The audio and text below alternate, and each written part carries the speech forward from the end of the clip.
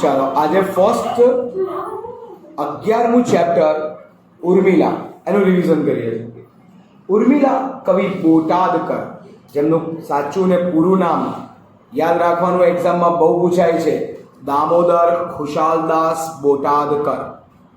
દામોદર બોટાદકર, ખુશાલદાસ બોટાદકર. દામોદર ખુશાલદાસ બોટાદકર કવિ બોટાદકર તરીકે જ પ્રખ્યાત છે. એકચ્યુઅલમાં એમનું વતન બોટાદ, સૌરાષ્ટ્રનું. આ બોટાદના કારણે એમની સરનેમ બોટાદકર છે. ઓકે, એમણે લખેલું આ કાવ્ય ઉર્મિલા એક ખંડ કાવ્ય છે. રામાયણ જેવા મહાકાવ્યનો એક નાનો ભાગ, રામાયણ જેવા એક વિશાળ મોટા કાવ્ય એનો એક નાનકડો ભાગ, જેનું નામ છે ઉર્મિલા. કોણ હતી ઉર્મિલા? ઉર્મિલાના બે રિલેશન બતાવું. ઉર્મિલા એ સીતાની બહેન અને લક્ષ્મણ એની વાઈફ. એટલે સીતા 4 બહેનો, રામ 4 ભાઈઓ, એક સંગતતા, બરાબર.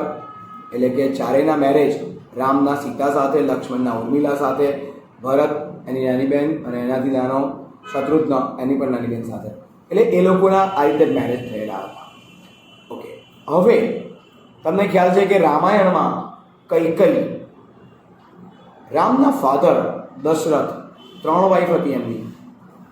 કૌશલ્યા જેનો પુત્ર રામ, બીજી સુમિત્રા જેનો પુત્ર લક્ષ્મણ, અને ત્રીજી કૈકેયી જેના 2 પુત્ર હતા, ભરત અને શત્રુઘ્ન. એક વખત યુદ્ધમાં જ્યારે દશરથ રાજા મુસીબતમાં આવી જાય છે, ત્યારે એમનું વ્હીલ નીકળી જતું હોય છે. ત્યારે કૈકેયી એમની સાથે યુદ્ધમાં મેદાનમાં હોય છે, રથ પર. ત્યારે એને એ પોતે રથને અંદર આંગળી રાખી અને પૈડાને નીકળતું અટકાવે છે. જોકે એમાં એની આંગળી બહુ નુકસાન પામે છે.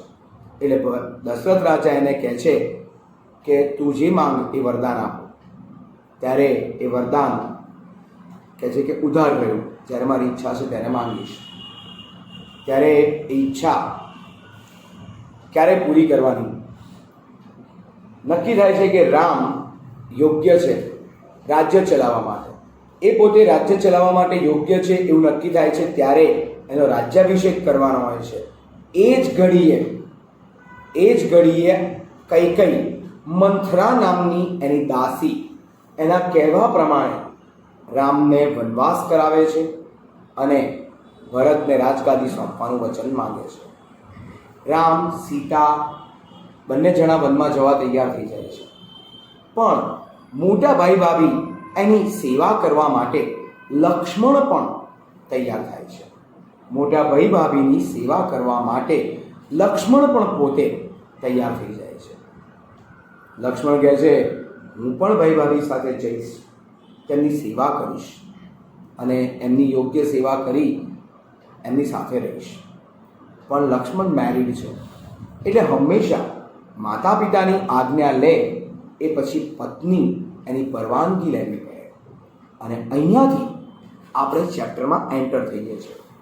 ચેપ્ટરમાં એન્ટર અહીંયાથી થઈએ છીએ કે પોતાના શોકના આવેશમાં પોતાના હૃદયના ધબકારા માપતી ઉર્મિલા પોતાના હૃદયના ધબકારા વધી જાય છે એ જાણીને કે એનો પતિ જઈ રહ્યો છે વનવાસમાં. લક્ષ્મણ જેનો કોઈ વાંક નહોતો અને ઉર્મિલા તો સાવ નિર્દોષ કહેવાય. લક્ષ્મણની વાઈફ ઉર્મિલા એ તો સાવ નિર્દોષ કહેવાય. એવી નિર્દોષ એ બાળા પોતે મનમાં ચિંતાથી ઉભરાતી ક્યાંક કાન દઈને સાંભળે છે શું વાત થઈ રહી છે નીચે, અને નીચે વાત થઈ રહી હોય છે લક્ષ્મણ પણ પોતાના ભાઈ ભાભીની સેવા કરવા માટે વનવાસ જઈ રહ્યો છે. રામ એમને વનવાસ થયો. પતિની સાથે પત્નીએ રહેવું જ જોઈએ કોઈ પણ સુખ દુઃખમાં. એ નિયમ મુજબ સીતા પણ તૈયાર થઈ જાય છે અને લક્ષ્મણ પોતાના મોટા ભાઈ ભાભી એમની સેવા માટે વનવાસના કપડાં પહેરી અને તૈયાર થઈને ઊભો રહે છે. ત્યારે માતા પિતાની આજ્ઞા મેળવી લે છે, પરંતુ હવે એને પરવાનગી લેવાની છે પોતાની પત્ની ઉર્મિલાની પરવાનગી લેવાની છે. માટે જ એ પોતે એના માટેના કાન દઈ એને ધ્યાનથી સાંભળવા માટે એ પોતે બારીએ ઊભી હોય છે, થોડી પાગલ થઈ જાય છે. અવાજ સંભળાય છે કે એનો પતિ જઈ રહ્યો છે, પણ પતિ એને કેવી રીતે રિક્વેસ્ટ કરે છે એ માટે એ વિવશ બનીને ઊભી છે.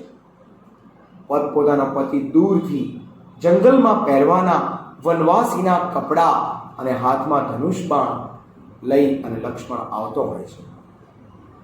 આ લક્ષ્મણને જોઈ એનું ચિત્ત ચિરાય છે. પોતાના પતિને આવતો જુએ છે, પણ રાજાના વેશમાં નહીં, રઘુપતિના વેશમાં નહીં. એ આવે છે એક વનવાસી એના વેશમાં, અને આ રીતે એ પોતે વનવાસીના વેશમાં આવ્યો છે.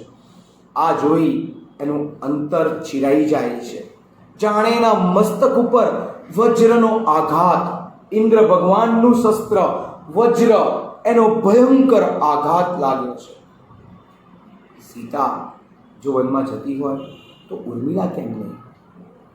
જેમ સીતા એવું કહે કે હું મારા પતિની સેવા માટે જઉં છું, તો શા માટે ઉર્મિલા નહીં? કેમ એ પોતાના પતિની સેવા માટે ના જાય? એ પણ જવા તૈયાર છે, એગ્રી છે, એ પોતે પણ વનમાં જવા તૈયાર છે. પણ ઉર્મિલા ખૂબ જ સમજુ, ખૂબ જ ડાહી છે. એ સમજે છે કે જો વનમાં એક સ્ત્રી છે, એની જવાબદારી આ બે પુરુષોના માથે છે, તો જો હું ત્યાં જઈશ તો મારી પણ જવાબદારી આ બંનેના માથે વધી જશે. એટલા માટે હું નહીં જાઉં.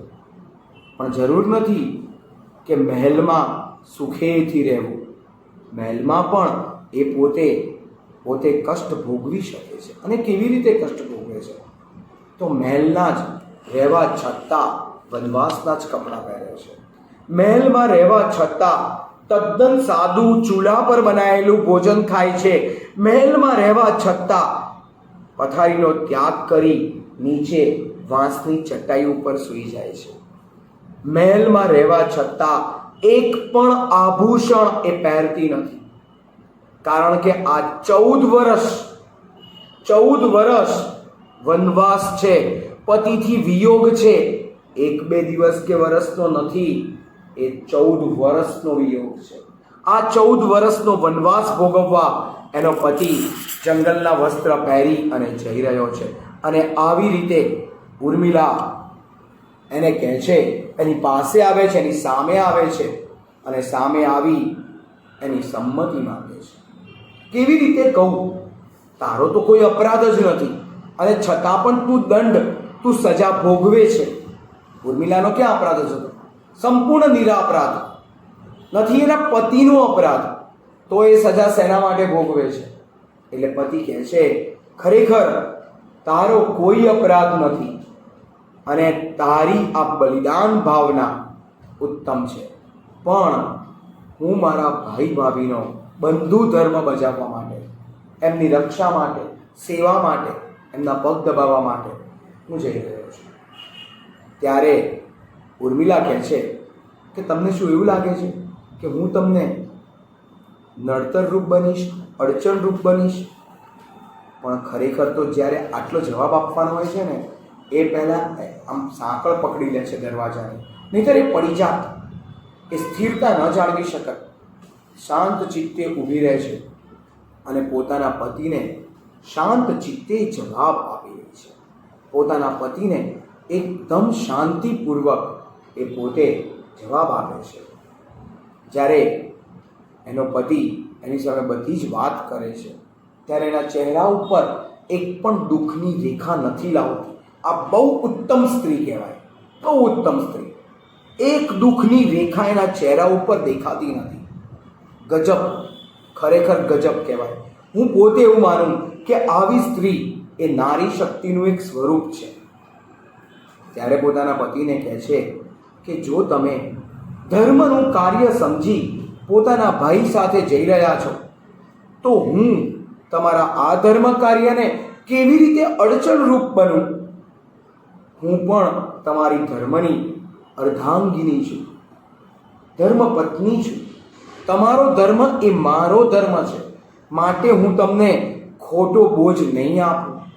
ભલે અહીંયા રહીશ, કદાચ જેમ એક શૂરવીર પોતે બાહુબલીની જેમ પોતે પોતાના શરીર ઉપર પોતાના બધા બાણ ઝીલી લે, દુઃખનો હુંકાર ન કરે, તેમ આ ઉર્મિલા પોતાના પતિ દ્વારા અપાતા આવા શબ્દ કે વચન એને સહન કરી રહી છે, જાણે કોઈ દુશ્મન એક ધારા બાણ છોડતું હોય એવી રીતે એ સહન કરે છે.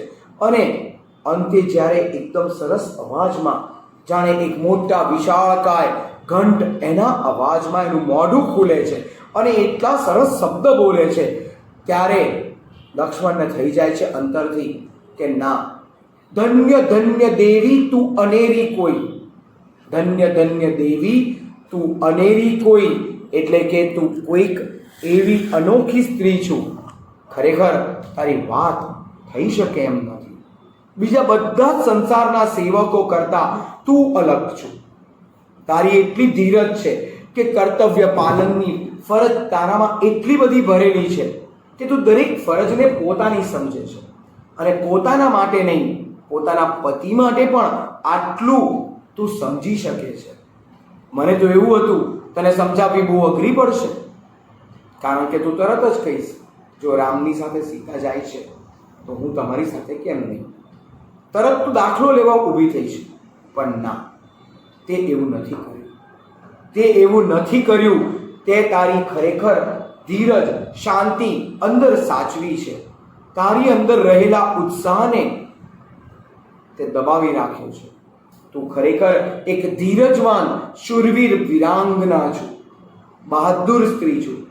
આવી સ્ત્રી જે પોતે સહન કરી લે છે, પોતાના પતિની વિદાયને કે વિયોગને સહન કરવાની શક્તિ, અને એ પણ 1-2 વર્ષ નહીં, 14 વર્ષ, આટલી મોટી તારી તાકાત એને ધન્ય છે, એ જ ધન્ય છે. અને આમ હું તને ખોટા આશ્વાસન નહીં આપું, પણ તારી સામે મારી શિક્ષાના કથન પણ નહીં બોલું, એક શબ્દ પણ હું શિક્ષાનો નહીં બોલું. તારા દરેક ગુના માફ, તારામાં એટલી ધન્યતા છે. પણ પતિ વિદાય લે છે તો પણ તારા ચહેરા પર આ જે ધીરજ, આ જે શાંતિ જોઈ શકું છું, એ ખરેખર બહુ ધન્યતાને પાત્ર છે. માટે જ તું ધન્ય છું દેવી. આમ કહી અને લક્ષ્મણ એનો આભાર માનતો પરત ફરે છે. જ્યારે એ પાછો ફરે છે, વનમાં જવા નીકળે છે, ત્યારે પતિએ પીઠ દીધી ને દયિતા દેખતી રહી. પતિએ પીઠ દીધી, ઊંધો ફરીને ચાલ્યો ગયો અને પત્ની એને નિહાળતી રહી, જોતી રહી. આટલી નાનકડી વાત આપણે સમજાવી છે કે પતિએ પીઠ દીધી અને દયિતા દેખતી રહી, જોતી રહી, બસ કંઈ બોલી ના શકી, કંઈ જ બોલી ના શકી, કોઈ વચન એ બોલી ન શકી. તો આમ ઉર્મિલા આ સરસ કાવ્ય ના અંતે થાય છે એવું, કેટલો ભયંકર વજ્ર જેવો પડેલો આઘાત સહન કરી અને છેવટે સાંકળ છૂટી જાય છે અને ઉર્મિલા મૂર્છિત થઈને બેહોશ જેવી થઈ અને જમીન ઉપર ઢળી પડે છે. તો આમ ભલે એક નારી પોતાના પતિની સામે ભલે કશું ના બોલે, પણ અંદરથી તો એ પોતાના પતિનો વિયોગ કદી જ સહન નથી કરી શકતી, ક્યારેય સહન નથી કરી શકતી. તો આ વાત આમાં સમજાવવામાં આવી છે. તો આ હતું આપણું ચેપ્ટર નંબર 11 ઉર્મિલા. પૂરું થાય છે.